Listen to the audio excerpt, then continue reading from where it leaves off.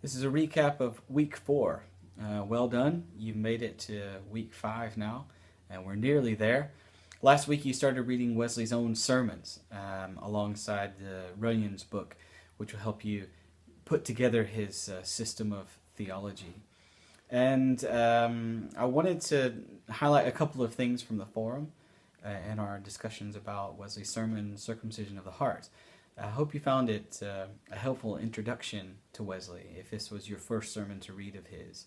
One thing I would note really quickly about his sermons is the written sermons are not necessarily the same as the preached sermons. The written sermons were written in a way to be published, and Wesley made these publications very cheap so that they would be accessible to anyone of any financial means.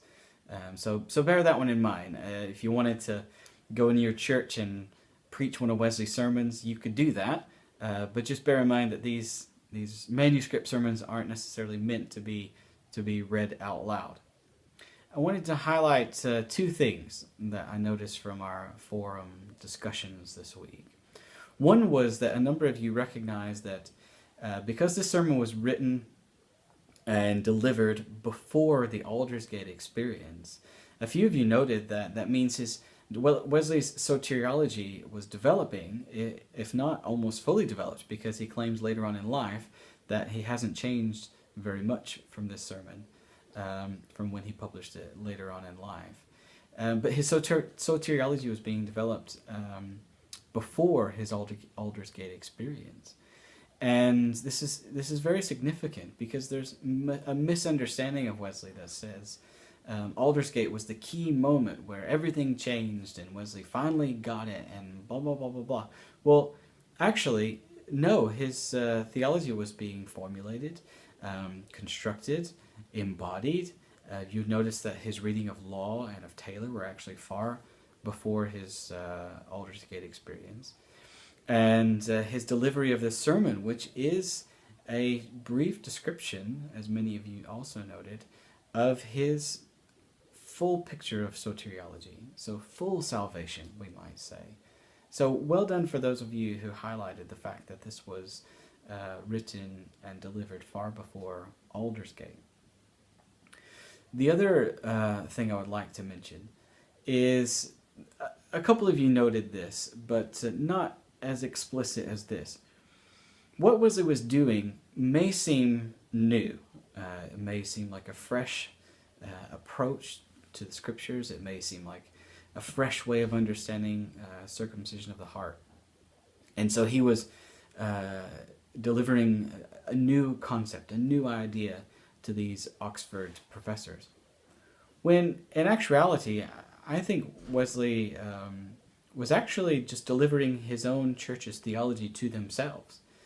So if you imagine it in this way, our church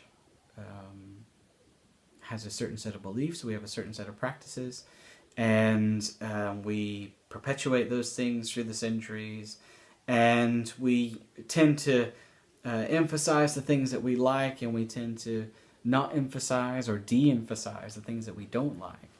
Well, in this case, Wesley would argue that the theology he is proposing in Circumcision of the Heart is actually the theology of his own church, but it's been de-emphasized or not emphasized in the teaching of the day.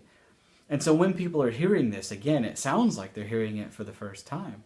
But in actuality, they're just being challenged by Wesley to follow their own teaching, their own theology, which is found within their own tradition. Wesley was known for doing this.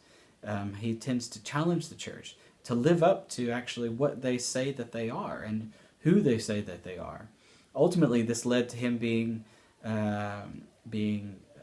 ostracized, being pushed to the margins, and ultimately it meant that Methodism left the Church of England. But I wanted to highlight that this sermon in particular is not necessarily innovative and new, but it's actually a reviving or re-emphasizing good Anglican theology, which had lain dormant for a little while. Well done on week 4.